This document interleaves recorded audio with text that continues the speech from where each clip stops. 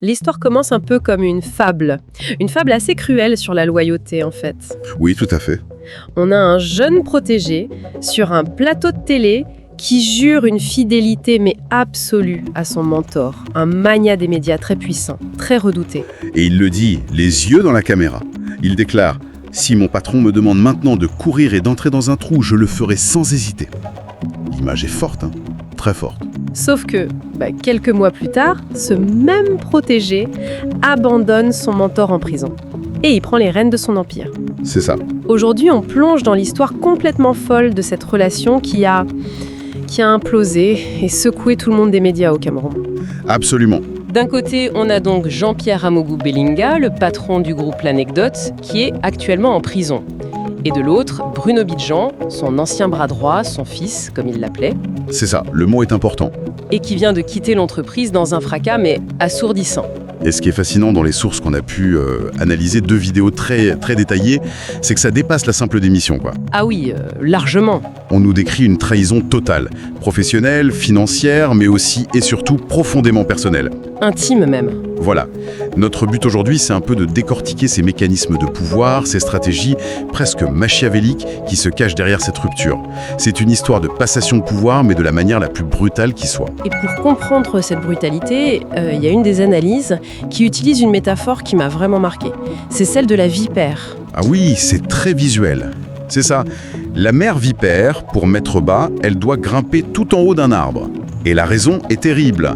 C'est parce que, dès leur naissance, ces petits, dont le venin est plus puissant que le sien, ils tentent de la mordre. C'est fou. Pour survivre, elle est obligée de les laisser tomber de très haut. C'est présenté comme une sorte de loi de la nature. Le petit frère, celui qu'on a formé, finit toujours par se retourner contre le grand frère. C'est une image puissante, parce qu'elle suggère que c'est inévitable. Exactement. Et ce qui est dingue, c'est que c'est pas la première fois qu'Amougou Belinga vit ça. C'est un schéma qui se répète. Une sorte de malédiction ? Presque. Les documents qu'on a consultés rappellent tous le cas d'Ernest Obama, un autre ancien protégé.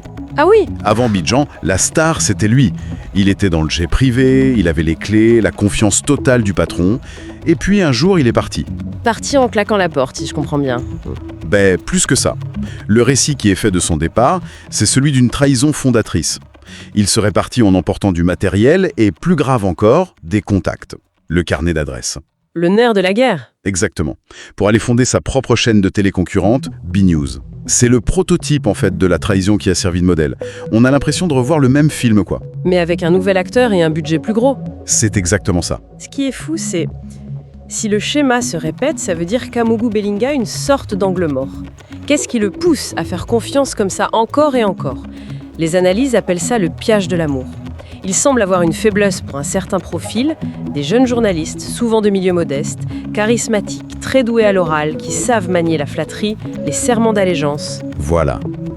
Il les prend sous son aile, il leur donne tout, argent, pouvoir, visibilité, et il tombe dans une confiance presque aveugle. Il en fait des membres de sa famille. Et c'est cette proximité, cette absence de barrière que ses protégés finissent par exploiter. Le cas de Bruno Bidjan, c'est l'apogée de ce scénario. Le schéma qui se répète donc, mais cette fois avec un enjeu qui a tout fait basculer.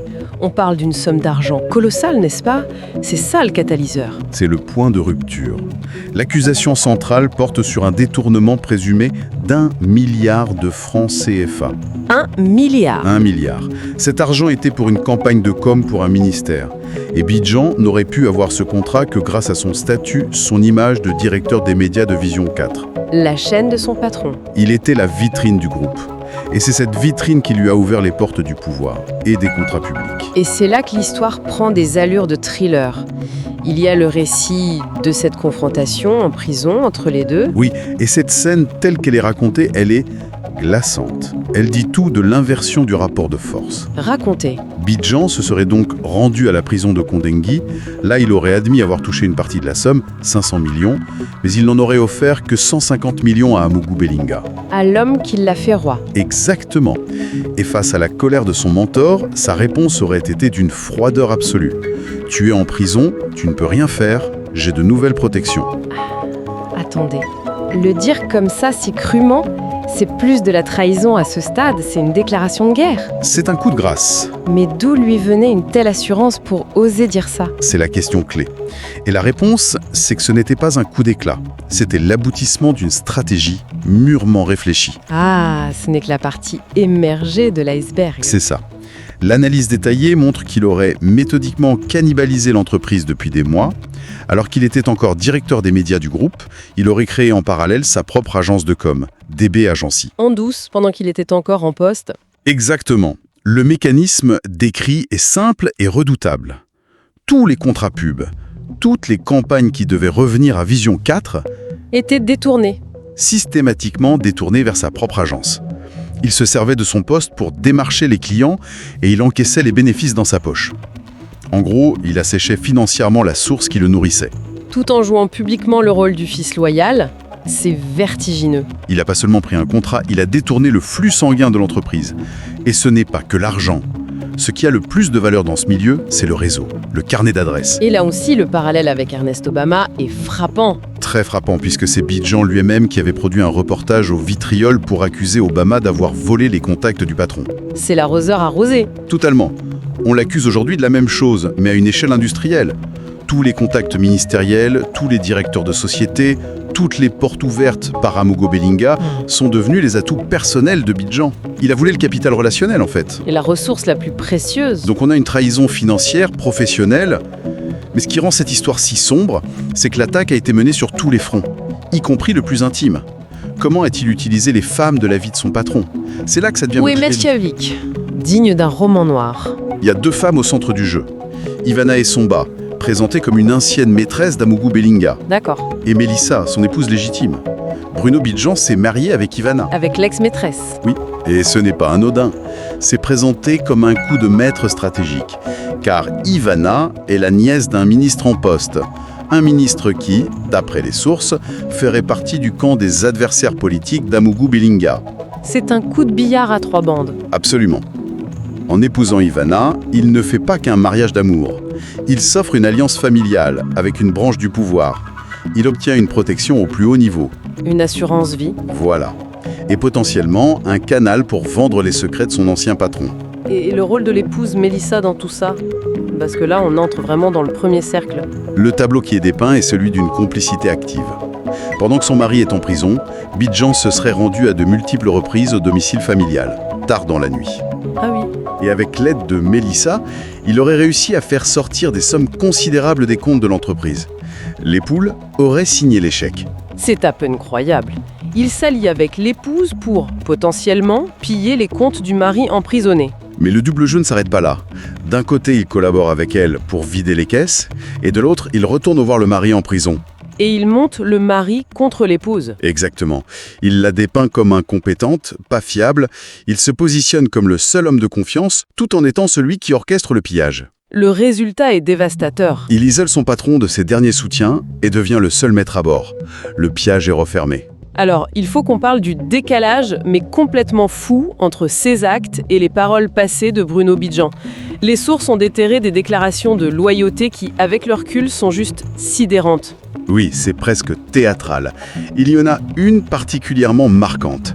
C'est un texte qu'il aurait publié sur les réseaux sociaux en juin 2025, quelques mois à peine avant sa démission. Donc à un moment où il est déjà, selon les accusations, en plein milieu de son opération. En pleine dedans. Et que dit ce textile? Il écrit, et c'est à peine croyable, « La vraie loyauté, ce n'est pas dans les applaudissements. Elle se révèle dans les jours sombres, quand ton maître est en la tourmente. C'est là que les masques tombent. » C'est incroyable. Et il conclut avec cette phrase qui est d'une ironie mordante aujourd'hui. « La loyauté, c'est de rester quand tout le monde part. » C'est donc une performance. La loyauté n'était pas un principe, c'était une posture, un masque. C'est exactement l'analyse qui est faite. Cette loyauté affichée n'était qu'un outil stratégique pour endormir la méfiance, pour devenir indispensable, tout en préparant sa propre ascension. Un caméléon. Un vrai caméléon. Un jour, il peut s'afficher contre le régime et le lendemain en être le défenseur le plus zélé si une opportunité financière se présente. Les convictions semblent être à géométrie variable, quoi. Ce qui nous amène à la conclusion de toute cette affaire, qui est peut-être la plus troublante. En effet, ce récit, c'est l'illustration brutale du dicton « l'élève a dépassé le maître ». C'est une plongée dans un système où la loyauté est une monnaie d'échange et la trahison une stratégie de survie. Et d'ascension. Surtout d'ascension. On voit comment les dynamiques les plus intimes sont instrumentalisées pour des gains politiques, financiers. Tout devient un levier de pouvoir. Et c'est là que les sources apportent la touche finale, une clé de lecture qui change tout. Elle qualifie la relation de tel père, tel fils, mais pas dans le sens affectueux. Non, pas du tout.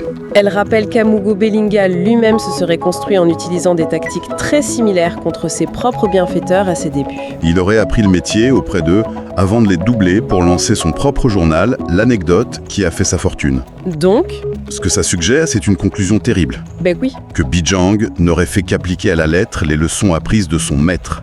Il a observé, il a assimilé les codes, les méthodes, la brutalité du système, et il les a retournés contre leur créateur. au moment précis où il était le plus vulnérable. Ce n'est pas une anomalie du système, c'est le système qui se perpétue. Ce qui laisse une question en suspens pour conclure. Dans cet écosystème où de telles manœuvres sont, d'après nos sources, presque la norme pour arriver au sommet, la trahison de Bruno Bidjan est-elle une exception choquante ? Une anomalie ? Ou est-ce simplement le passage de témoin inévitable, presque logique, à la nouvelle génération, dans un jeu où les règles ont été écrites par ceux qui se disent aujourd'hui